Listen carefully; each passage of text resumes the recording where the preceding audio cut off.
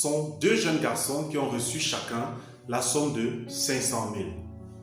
Tandis que Pierre, lui, il a décidé d'investir ces 500 000 francs dans la production de tomates, Jean a, lui, décidé de ne courir aucun risque et de garder jalousement son argent qui était pour lui d'une importance capitale. Pierre, lui, il est parti investir son argent dans un projet de production de tomates.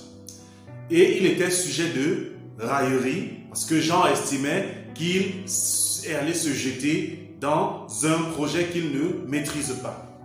Alors Pierre, 5 mois plus tard, Pierre, lui, il est rentré et il s'est rendu compte que son projet de tomates avait échoué, n'avait pas marché. Toutes les tomates étaient pratiquement mortes. Il n'avait pu recueillir que quelques pieds. Jean, lui, n'avait pas investi. Alors Pierre est allé vers Jean. Et quand Jean a demandé à Pierre ce qu'il en était de ces tomates, à l'annonce de Pierre, Jean s'est moqué de lui et Jean lui a dit « Pierre, je te l'avais dit, tu es allé jeter ton argent dans l'eau. » Curieusement, lorsque Pierre lui également a demandé à Jean ce qu'il en était de son argent, Jean lui a dit que l'argent était fini. L'argent était fini et qu'est-ce qu'il en avait fait?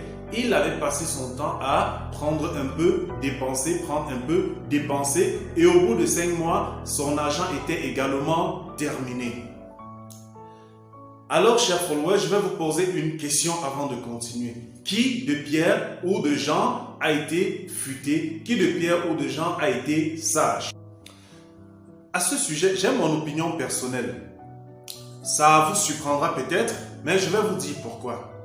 Personnellement, je pense que Pierre a été le plus sage dans cette histoire. Pourquoi? Parce que Pierre a pris son argent, il est passé à l'action, il a investi dans quelque chose. Au bout de 5 mois, c'est vrai, ça n'a pas été rentable. Jean également n'a pas fructifié son argent. Au bout de 5 mois, les deux n'ont plus 5 francs. Mais Pierre a quelque chose que Jean n'a pas. Ce que Pierre a, c'est qu'il a appris. Il a appris de son échec. Et s'il lui arrive d'avoir de nouveau ce capital, il entreprendra mieux étant plus averti. Par contre, Jean n'a rien appris et chaque fois qu'il aura l'argent, il ne saura toujours pas quoi en faire et il dépensera toujours. Il n'aura rien appris.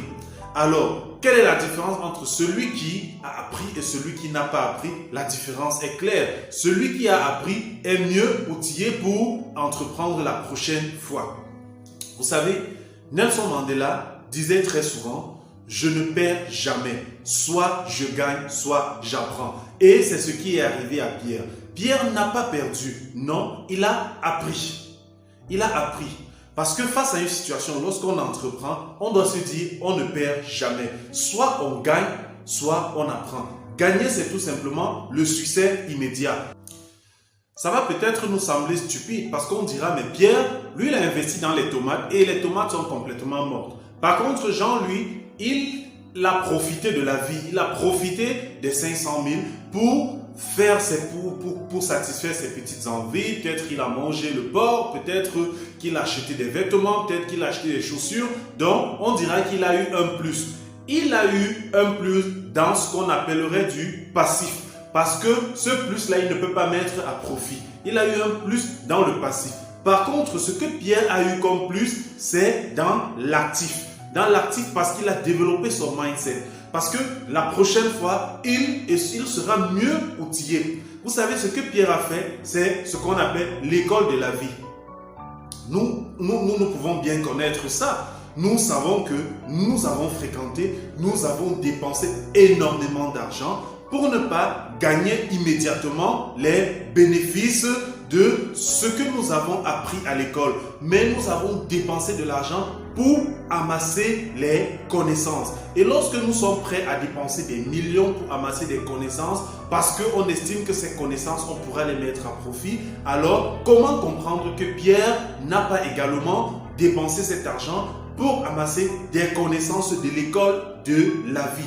Il a amassé des connaissances effectivement de l'école de la vie, ce que Jean n'a pas fait. L'échec n'existe pas pour un entrepreneur. Un entrepreneur n'a pas peur de l'échec. Un entrepreneur, lui, il passe à l'action. Et lorsque vous êtes passé à l'action, vous n'avez pas peur d'échouer. Ce qui va vous caractériser, c'est la détermination. Soyez caractérisé par la détermination. Chaque fois que vous tombez, non, vous avez juste mis le genou au sol, vous soufflez, vous vous relevez et lorsque vous vous relevez, vous allez plus rassurant. Vous êtes plus déterminé à atteindre votre objectif. Regardez un sportif. Un sportif ne gagne pas d'un coup. Un sportif, il a appris. Un sportif, il a fait des sciences. Un sportif, il a perdu. Il a perdu. Mais chaque fois, il était déterminé, il était caractérisé par la détermination. Il fallait qu'il atteigne le meilleur. Il fallait qu'il soit premier. Et il finit par être premier.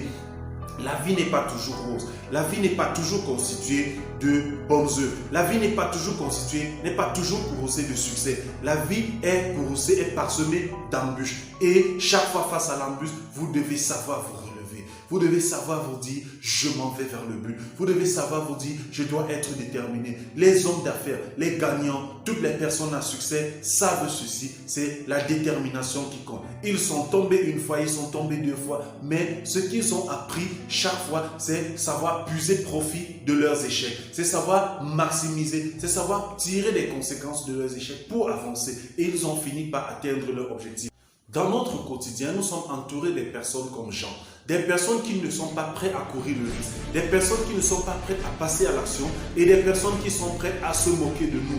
Chaque fois que vous allez passer à l'action, lorsque vous allez tomber, ces personnes seront les premières à vous juger. Ces personnes seront les premiers experts en entrepreneuriat. Ils seront les premiers à vous dire, c'est à cause des femmes que vous êtes tombé. C'est à cause de l'escroquerie que vous êtes tombé. C'est parce que vous n'avez pas mûri votre projet que vous êtes tombé. C'est parce que vous n'avez pas pensé suffisamment. Vous n'avez pas eu un business plan. C'est parce que vous êtes entouré, vous serez entouré toujours de ces personnes négatives qui n'ont pas le même courage que vous, qui n'ont pas la capacité de passer à l'action, qui n'ont pas le courage de prendre des risques, mais qui sont toujours en train de se moquer de ceux qui ont mis le genou au sol et de ceux qui sont tombés à un moment donné. Ne vous fiez pas à ces personnes. Soyez déterminés et soyez des personnes comme Pierre. N'ayez pas peur chaque fois de passer à l'action. Allez passer à l'action et ne vous arrêtez pas au premier obstacle. Ne vous arrêtez pas au premier échec. Sachez que le succès, c'est l'accomplissement de plusieurs échecs. Le succès, c'est l'accumulation d'un ensemble d'échecs, des échecs répétés. Et chaque fois qu'il y a eu un échec, on a juste tiré profit et que le prochain échec ne soit pas pareil qu'au même échec parce que vous aurez tiré profit. Allez-y, foncez. Passez à l'action, soyez déterminé et vous atteindrez votre succès. C'est ça ce qui caractérise un entrepreneur et un entrepreneur durable. Cette vidéo vous a été proposée par la dynamique pour l'entrepreneuriat durable d'IPED. Si vous avez aimé, likez, abonnez-vous. Surtout, n'hésitez pas à laisser un commentaire. Alors, on se donne rendez-vous à la prochaine pour une toute nouvelle vidéo.